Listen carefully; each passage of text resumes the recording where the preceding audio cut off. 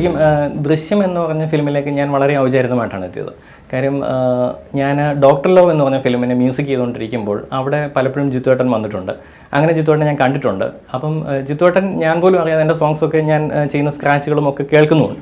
അപ്പം ശരിക്കും പറഞ്ഞാൽ ജിത്തുവേട്ടൻ അങ്ങനെ ഒരു അവസരം അല്ലെങ്കിൽ ദൃശ്യം എന്നുള്ള ഫിലിം വന്നപ്പോൾ എന്നെ ഇങ്ങനെ ഓർത്ത് വിളിച്ചപ്പോൾ ശരിക്കും ഞാൻ ഭയങ്കര എക്സൈറ്റഡ് ആയി, വളരെ ഹാപ്പിയായി. പിന്നെ ഞാൻ ചെന്ന് അതിൻ്റെ സ്ക്രിപ്റ്റ് വായിച്ചപ്പോൾ എനിക്ക് ഭയങ്കര ഒരു എക്സൈറ്റഡ് ആയിരുന്നു ഞാൻ ആ സ്ക്രിപ്റ്റിൻ്റെ കാര്യത്തിൽ. കാര്യം ആ ഒരു ഫിലിമിൻ്റെ ആ സ്ക്രിപ്റ്റ് കേട്ടപ്പോൾ തന്നെ ഞാൻ ഭയങ്കരമായിട്ട് ഞാൻ സന്തോഷിച്ചു. അപ്പം ആ ഒരു ഫിലിമിലാണെങ്കിൽ ശരിക്കും ഒരു സോങ്ങാണ് ഇതിൻ്റെ ഒരു ഇൻ്റർവെൽ ഇതിൽ ഇല്ലെങ്കിൽ ഇൻ്റർവെല്ലിന് മുമ്പായിട്ട് വരുന്നത്. അപ്പം ആ ഒരു സോങ്ങാണ് ശരിക്കും എന്നോട് ഇതിനകത്ത് കമ്പോസ് ചെയ്യാനായിട്ട് ആവശ്യപ്പെട്ടത്.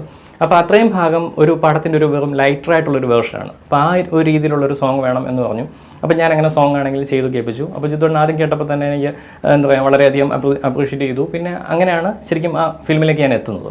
അത് ശരിക്കും ഒരു മ്യൂസിക് ഡയറക്ടറിലേക്ക് ഒരു ഡയറക്ടർ എത്തുന്നത് ശരിക്കും അദ്ദേഹത്തിൻ്റെ ഒരു സ്റ്റൈല് അല്ലെങ്കിൽ അദ്ദേഹം ചെയ്തിട്ടുള്ള പാട്ടുകളുടെ ഒരു ശൈലി താങ്കളുടെ ഫിലിമിന് അല്ലെങ്കിൽ ഞാനൊരു ഫിലിം ചെയ്യുകയാണെങ്കിൽ ആ ഫിലിമിന് എത്രത്തോളം ഹെൽപ്പ് ചെയ്യും, അങ്ങനത്തെ ഒരു സ്റ്റൈൽ വന്നാൽ നന്നാകുമോ, അങ്ങനെ കുറേ കാര്യങ്ങൾ മനസ്സിൽ വെച്ചിട്ടാണ് ശരിക്കും ഒരു ഡയറക്ടർ ഒരു മ്യൂസിക് ഡയറക്ടറിലേക്ക് എത്തുന്നത്. ഇല്ലെങ്കിൽ ഇങ്ങനെ ഒരു ആൾ വേണം എന്ന് തീരുമാനിക്കുന്ന ആ ഒരു തീരുമാനത്തിലേക്ക് എത്തുന്നത് അങ്ങനെയാണ്.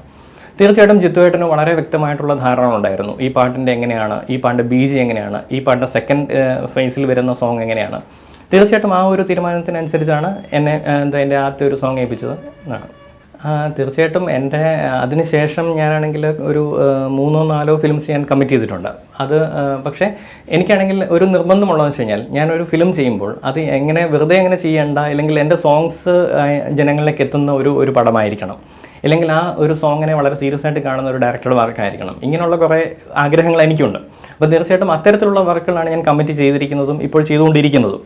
അപ്പോൾ തീർച്ചയായിട്ടും ആ ഒരു എന്തായിരുന്നു എനിക്ക് തോന്നുന്നു അതിൻ്റെ ഇടയ്ക്കുള്ള എനിക്ക് 1-2 പ്രോജക്ട്സുകൾ എനിക്ക് വേണ്ടാന്ന് വെക്കേണ്ടി വന്നിട്ടുണ്ട്. അതിൻ്റെ കാരണങ്ങൾ പലതാണ്. പക്ഷേ എന്തായിരുന്നു എനിക്ക് തോന്നുന്നു ശരിയാണ്, ദൃശ്യത്തിന് ശേഷം ഇതിൻ്റെ ഇടയ്ക്ക് കുറച്ച് ഗ്യാപ്പ് വന്നിട്ടുണ്ട്. പക്ഷേ അത് അടുത്തൊരു വർക്കോട് കൂടി അത് മെയിൻറ്റെയിൻ ആയി പോകും എന്ന് ഞാൻ വിശ്വസിക്കുന്നു. ഇനിയിപ്പം ഞാൻ ചെയ്തുകൊണ്ടിരിക്കുന്നത് കവി ഉദ്ദേശിച്ചത് എന്ന് പറഞ്ഞിട്ട് ലിജു തോമസ് എന്ന് പറഞ്ഞിട്ട് 2 പേര് ചേർന്ന് ഡയറക്റ്റ് ചെയ്യുന്നൊരു ഫിലിമാണ്. ആസിഫ് അലിയും ബിജു മേനോൻ നരേൻ ഇവർ അഭിനയിക്കുന്ന ഫിലിമാണ് ഒരു പ്രോജക്റ്റ്. പിന്നെ സ്വർണ്ണക്കടുവ എന്ന് പറഞ്ഞിട്ടൊരു ഫിലിമിൽ ഒരു സോങ് ചെയ്യുന്നുണ്ട്. ബിജു മേനോൻ ഹീറോ ആയിട്ട് അഭിനയിക്കുന്ന ജോസ് തോമസ് സാറിൻ്റെ ബാബു ജനാർദ്ദനെ സ്ക്രിപ്റ്റ് ചെയ്യുന്ന ഈ 2 പ്രോജക്ട്സുകൾ നടന്നുകൊണ്ടിരിക്കുന്നു. ഞാൻ അത്തരം ഒരു കാര്യത്തെപ്പറ്റി ഞാൻ ബോധയുടെ അല്ല, അങ്ങനെ ഒരു വ്യക്തിയല്ല ഞാൻ. കാര്യം ഒരു ടെക്നീഷ്യനെ സംബന്ധിച്ചിടത്തോളം എനിക്ക് ഇപ്പം ഞാനൊരു മ്യൂസിക് ഡയറക്ടറായിട്ട് വർക്ക് ചെയ്യുമ്പോൾ എൻ്റെ ഒരു മനസ്സിൽ എന്ന് പറഞ്ഞു കഴിഞ്ഞാൽ ഞാൻ ചെയ്യുന്ന സോങ്സ് ജനങ്ങളിലേക്ക് എത്തുക, അവരത് ഇഷ്ടപ്പെടുക.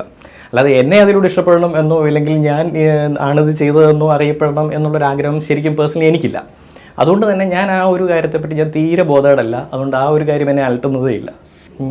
എന്നെ സംബന്ധിച്ചിടത്തോളം ഒരു സോങ് എന്ന് പറയുന്നത് അല്ലെങ്കിൽ ഒരു ഫിലിമിൻ്റെ ഒരു വർക്ക് എന്ന് പറയുന്നത് ഈ ഒരു മ്യൂസിക് ഡയറക്ടറുടെ ഒരു ലിറിക് റൈറ്ററുടെയോ ഒരു സിംഗറിലോ ഒതുങ്ങുന്ന ഒന്നായിട്ട് ഞാൻ കാണുന്നില്ല. തീർച്ചയായിട്ടും അതിൻ്റെ പിന്നിൽ ഇല്ലെങ്കിൽ ഒരു ഡയറക്ടർക്ക് അതിൻ്റേതായിട്ടൊരു വ്യൂ ഉണ്ട്. ഒരു പാട്ട് നന്നാവുന്നതിൻ്റെ ഒരുപാട് കാര്യങ്ങൾ ഡയറക്ടറിൽ നിന്നും കൂടി ഉള്ളതാണ്. ഡയറക്ടറിൽ നിന്ന് വരുന്ന ഒരു ഡയറക്ഷൻ അനുസരിച്ച് ഒരു മ്യൂസിക് ഡയറക്ടർക്ക് നല്ലൊരു പാട്ട് കൊടുക്കാൻ പറ്റുള്ളൂ. അതൊന്ന്. പിന്നെ അതുപോലെ തന്നെ ഇതിൻ്റെ പിന്നിൽ പ്രവർത്തിക്കുന്ന ഓർക്കസ്ട്ര അല്ലെങ്കിൽ പ്രോഗ്രാമേഴ്സ് ഉണ്ട്, മ്യൂസീഷ്യൻസ് ഉണ്ട്, ടെക്നീഷ്യൻസ്, മിക്സിംഗ് എഞ്ചിനീയേഴ്സ്, നമ്മൾ അറിയപ്പെടാത്ത ഒരുപാട് ആളുകളുണ്ട്. ഇവരുടെ എല്ലാവരുടെയും കൂടി ഒരു ഗ്രൂപ്പ് എഫേർട്ടാണ് ശരിക്കും പറഞ്ഞാൽ ഒരു നല്ല സോങ് എന്ന് പറയുന്നത്. ശരിക്കും അതുകൊണ്ട് തന്നെ ഒരു സോങ്ങിൻ്റെ ക്രെഡിറ്റ് ഒരിക്കലും ഒരു മ്യൂസിക് ഡയറക്ടറിലോ ഒരു ലിറിക് റൈറ്ററിലോ ഒരു സിംഗറിലോ ഒതുങ്ങുന്നില്ല. അതിൻ്റെ പിന്നിൽ വേറെ ഒരുപാട് ആളുകളുണ്ട്. അവർക്ക് എല്ലാവർക്കും കൂടി അവകാശപ്പെട്ടാണ് ഒരു പാട്ടിൻ്റെ ക്രെഡിറ്റ്. ഞാൻ ഈ 2 മേഖലയിൽ കൂടിയും കടന്നു പോയിട്ടുള്ളൊരു വ്യക്തിയാണ്. കാര്യം ഞാൻ എൻ്റെ വർക്കുകൾ തുടങ്ങുന്ന സമയത്തൊക്കെ ശരിക്കും ഇങ്ങനെ സ്കൂളിൽ റെക്കോർഡ് ചെയ്യുകയും ഇങ്ങനെ ആർട്ടിസ്റ്റുകളെല്ലാം ഒരുമിച്ചിരുന്നിട്ട് റെക്കോർഡ് ചെയ്യുന്ന ഒരു സമയത്താണ് ഞാൻ എൻ്റെ വർക്കുകൾ തുടങ്ങുന്നത്. അപ്പോൾ ശരിക്കും ആ ഒരു സമയത്തെ അനുഭവം എനിക്കുണ്ട്. അതിനുശേഷം ഇങ്ങോട്ട് വന്നിട്ട് ഈ പറഞ്ഞ ഏറ്റവും പുതിയ രീതിയിലും ഞാൻ വർക്ക് ചെയ്തിട്ടുണ്ട്. അപ്പോൾ 2 മേഖലകളിൽ കൂടിയും കടന്നു പോയിട്ടുള്ളൊരു വ്യക്തിയാണ് ഞാൻ. അപ്പം 2നും അതിൻ്റേതായിട്ടുള്ള അഡ്വാൻറ്റേജസ് ഉണ്ട്. പ്രത്യേകിച്ച് ഇന്നത്തെ ഒരു കാലഘട്ടത്തിൽ ഇന്നിപ്പോൾ പുതിയതായിട്ട് നമ്മുടെ ടെക്നോളജിയൊക്കെ ഒരുപാട് അഡ്വാൻസ്ഡ് ആയി. അപ്പം നമ്മളതിനെ മാക്സിമം നമ്മുടെ വർക്കിനത് യൂട്ടിലൈസ് ചെയ്യുന്നതിൽ അതിന് പോരായ്മയൊന്നും ഉണ്ടായിട്ട് എനിക്ക് തോന്നുന്നില്ല. തീർച്ചയായിട്ടും അത് മാത്രമല്ല, ഇന്നത്തെ ഒരു കാര്യം എന്ന് പറഞ്ഞു കഴിഞ്ഞാൽ വളരെ പെട്ടെന്ന് കാര്യങ്ങൾ മുമ്പോട്ട് പോകണം. അല്ലെങ്കിൽ ആർട്ടിസ്റ്റുകളൊക്കെ ആണെങ്കിൽ തന്നെ പല സ്ഥലങ്ങളിലുള്ളതാണ്. അപ്പോൾ ഇവരെയൊക്കെ കോർഡിനേറ്റ് ചെയ്തിട്ടെല്ലാം ചെയ്യാമെന്നൊക്കെ പറഞ്ഞാൽ ശരിക്കും നമുക്ക് ടെക്നിക്കലി ഉള്ള സപ്പോർട്ട് നമ്മളെ ഒരുപാട് ഹെൽപ്പ് ചെയ്യുന്നുണ്ട്. അപ്പം ഇന്നത്തെ ഒരു ലോകത്തിൽ ഈ ഒരു സപ്പോർട്ട് കൂടിയാണ് നമുക്ക് മുമ്പോട്ട് പോകാൻ സാധിക്കുക. ഓക്കെ, തീർച്ചയായിട്ടും പണ്ട് എന്ന് പറഞ്ഞു കഴിഞ്ഞാൽ ഒരുപാട് ആളുകളുടെ ഇൻവോൾവ്മെൻറ്റ് ഉണ്ടായിരുന്നു. ഇപ്പം മ്യൂസീഷ്യൻസ് എല്ലാം കൂടി ഒരുമിച്ചിരുന്ന് വർക്ക് ചെയ്യുമ്പോൾ ഒരു ഗുണം എന്ന് വെച്ച് കഴിഞ്ഞാൽ നമുക്ക് ഇപ്പം ഓരോരുത്തരുടെയും ക്രിയേറ്റീവായിട്ടുള്ള സജഷൻസ് അപ്പം ഒരു കമ്പോസ് ചെയ്യുന്ന ആൾക്ക് കിട്ടുമായിരുന്നു. അതുപോലെ ലിറിക്സ് എഴുതാനായിട്ട് ഒരുമിച്ചിരിക്കുന്നു, ഇല്ലെങ്കിൽ അതിന് വേറെ ഒരുപാട് ആളുകൾ ആ സമയത്ത് ഉണ്ടാകുമ്പോൾ ഒരുപാട് പേരുടെ അഭിപ്രായങ്ങൾ ക്രിയേറ്റീവായിട്ടുള്ള നല്ല സജഷൻസ്. അതൊരു നമുക്കത് നല്ല നല്ല സജഷൻസ് ആണെങ്കിൽ അപ്പം നമുക്ക് യൂസ് ചെയ്യാനായിട്ട് സാധിക്കും. ചിലപ്പം ആ ഒരു സജഷൻ ആയിരിക്കും ആ പാട്ടിൻ്റെ തന്നെ ഒരു ലെവലിനെ മാറ്റി നിർത്തുക. അപ്പം തീർച്ചയായിട്ടും അങ്ങനത്തെ ഒരു വർക്കിന് അതിൻ്റേതായിട്ടുള്ള ഒരു ഭംഗി ഉണ്ടായിരുന്നു. പക്ഷേ ഇപ്പം എന്ന് പറഞ്ഞു കഴിഞ്ഞാൽ അതൊരു കുറച്ച് ആളുകളിലേക്ക് അത് ഒതുങ്ങി പോകുന്നുണ്ട് എന്നുള്ളതൊരു സത്യമാണ്.